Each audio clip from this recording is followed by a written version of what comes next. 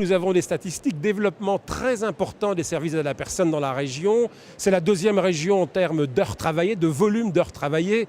Quelques chiffres, 1000 organismes agréés, que ce soit d'ailleurs des associations ou des entreprises, et 200 000 particuliers employeurs, 100 000 emplois, c'est quand même important dans une région, et 5 000 prévisions de recrutement cette année en 2011. C'est le premier secteur qui devrait recruter cette année en 2011 et 1 milliard d'euros de chiffre d'affaires. Donc ces chiffres sont suffisamment éloquents. Ce qui est tout à fait important et plus important nous semble-t-il, c'est qu'il y ait une qualité du service rendu, qu'il y ait une professionnalisation, qu'il y ait une formation, que ce soit des métiers qui permettent à chacun et à chacune de pouvoir avoir une rémunération. Parce que quand on n'a pas cette rémunération, quand on n'a pas ces conditions de travail, bien entendu, le service rendu, et qui est un service à la personne, sera de moindre qualité. Au point où nous pensons aujourd'hui que ça doit être pensé, retenu comme étant une filière d'excellence, une filière économique comme participant du développement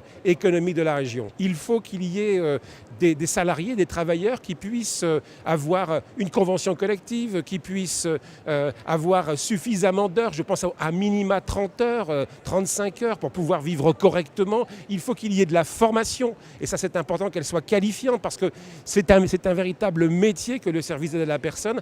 Donc voilà, je pense qu'il faut développer l'ensemble de ces éléments et se donner les moyens sur le plan bien sûr du marché, mais aussi les moyens sur le plan dispositif financier public sur les secteurs qui le nécessitent pour que ces secteurs-là puissent se développer.